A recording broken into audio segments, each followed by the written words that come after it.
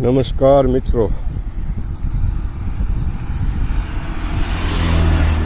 Today walking on the way. છેલ્લા ઘણા સમયથી આ રોડ ઉપર નિયમિતપણે લગભગ આ જ સમયે વોક કરવા નીકળું છું. વોક કરવું પણ જોઈએ. Walking is the best exercise for all body. ઘણા મિત્રોને એવું થતું હશે કે વોકથી શું ફાયદા. મારે આજે વોકિંગ વિશે એક વાત કરવી છે અને પૂછવું છે તમને કે વોકિંગથી શું નુકસાન. બહુ તો કદાચ તમને એવું લાગે કે 1 કલાકનું સમયનું નુકસાન. સમય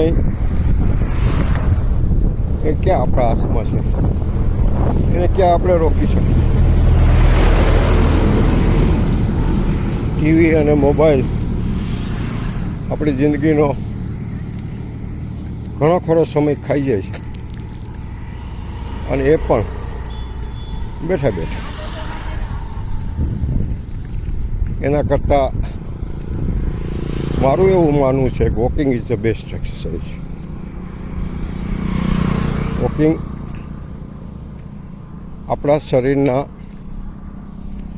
દરેક સ્નાયુઓને મજબૂત કરે છે. આપણું મેટાબોલિઝમ વ્યવસ્થિત અને ઇમ્પ્રૂવ કરે છે. વોકિંગથી આપણા સાંધાઓને ખૂબ જ સારી એક્સરસાઇઝ મળે છે. વોકિંગથી શારીરિક ફાયદા તો ઘણા છે.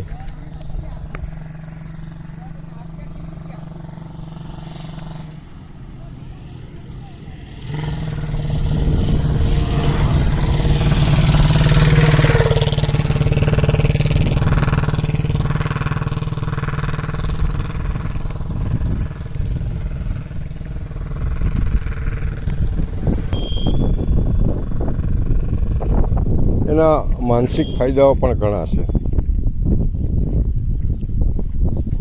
મોડી સાંજનો સમય હોય, સરસ મજાનો ઠંડો પવન આવતો હોય અને રોડના કિનારે કિનારે આ પવનની લહેરખીઓને માણતા માણતા મન પણ પ્રફુલ્લિત બને છે, આનંદિત બને છે. મૂડ પણ સુધરે છે. પ્રકૃતિની વચ્ચે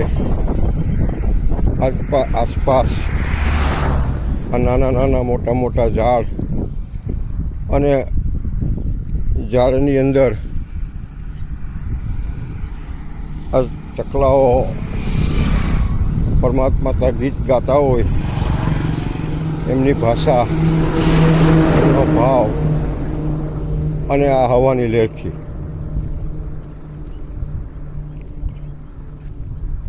મન પ્રફુલ્લિત હોય તો જ શરીર પ્રફુલ્લિત હોઈ શકે.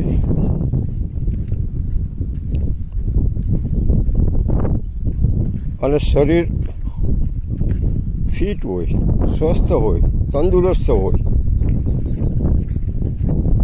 તો જ આપણે આપણી મનની યાત્રા કરી શકીએ. શરીર જ્યાં સુધી સાથ આપે છે ત્યાં સુધી આપણે આપણું ધાર્યું કરાવી પણ શકીએ શરીર આગળ, અને કરી પણ શકીએ. હજારો રોગ એવા છે આ શરીરના કે જેમાં વોકિંગ 100% ફાયદાકારક છે. એક રોગ હું આપને ગણાવીશ તો બહુ લાંબુ લિસ્ટ હશે. ટૂંકમાં એટલું જ કહીશ કે દરેક રોગની સરળ અને સહજ સારવાર વોકિંગ છે. વોકિંગથી જે અવયવો જેને ઠીક કરવા માટે, જેને સ્વસ્થ કરવા માટે દવા સિવાય કોઈ ઉપાય નથી, એવા અવયવો એટલે કે ફેફસા, હૃદય, કિડની, આંતર, પ્રજનન યંત્ર, આ બધા જ